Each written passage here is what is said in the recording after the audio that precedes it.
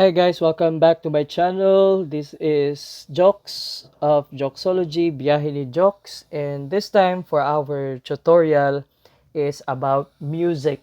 So, where to get music sa imuhang video? Asa ka magkuha og music sa imuhang video? So, una is si YouTube, naga-check siya sa imuhang music. So, usahay, pag naay mga kanta, ang mga music, nimo na imuhang ibutang sa imuhang video, gina-copyright na siya. So, naa siya copyright infringement. So, kumbaga na copyright claim sa artist sa katong nagkanta. So, kumbaga, if pag-abot sa future na mag-monetize na imuhang channel and katong viewer nimo nagtan-aw ato then tapos na copyright na music, instead sa imuha maabot ang income, mahatag didto sa artist sa music. Okay? So in-ana siya. And second is ang problema pag yun sa YouTube kay dili nimo mahibal-an na-approve ba siya or dili beforehand before mo i-upload kasi ma-upload na nimo siya dito pa nila i-check kung makapasar ba imuhang music or dili. Okay?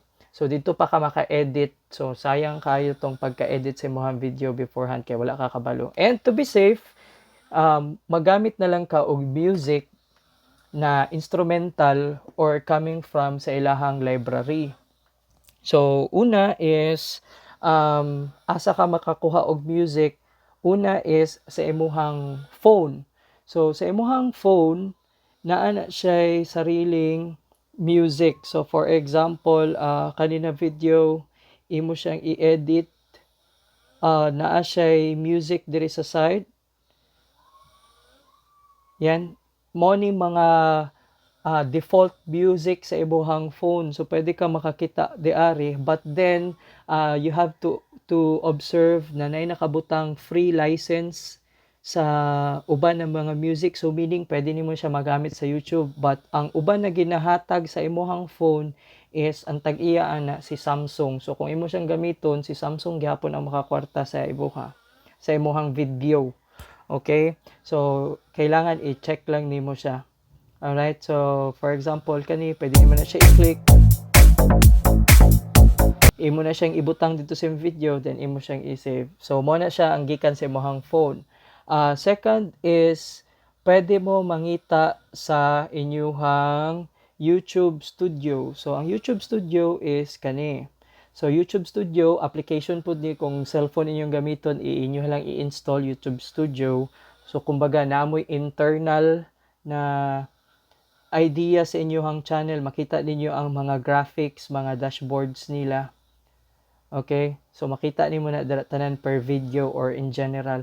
So sa cellphone dili ninyo makita ang inyong audio library, but sa inyong laptop or sa PC, pag inyo na siyang i-click diri sa side below sa dashboard, videos, playlist, comments, analytics, naani siya monetization, naapod siya audio library. So pwede mo manguha dito sa ilahang audio library kay free man to siya and libre to siya, wala to siya copyright. So daghan og genre dito na ay rock, na ay punk, na ay classical, na ay cinematic, na ay happy bright. So makapili mo dito, daghan kayo dito og mga music. So muna ako ang ginagamit karon para safe na lang po ang ako ang video diretso. Okay? Then third ani is asa mo manguha og effects. So manguha mo og effects para sa inyong video diri sa inyo sa mp3juices.cc ang akong ginagamit. So i-type ninyo sa inyong Google search mp3juices.cc, i-type ninyo ang effects for vlogger.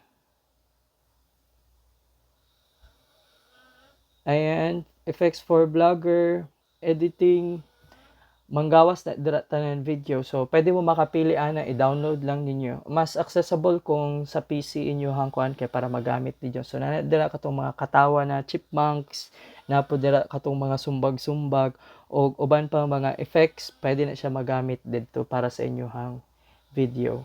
So mao to siya ang inyuhang way para makakuan sa inyuhang music, para makapasa ra inyuhang music. Kung mogamit man lang mo og katong mga naay kanta or naa siya copyright claim, magamit gihapon to ninyo pero iputol-putol lang ninyo.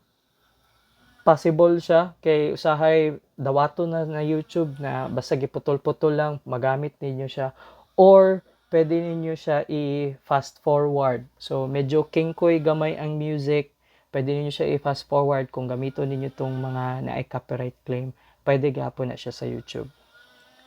Alright, so mao to siya ang inyuhang tips, tutorial where to get your music para sa inyuhang video. So if you think this video or tutorial is very helpful sa inyo, please don't forget to like, and of course kung may mga questions, comment down below, and don't forget to hit the bell, okay? Para ma-update mo sa mga uban pang tutorials. Naka-playlist na ang akong tutorials dire, so pwede na ninyo isa-isahon dito tanan.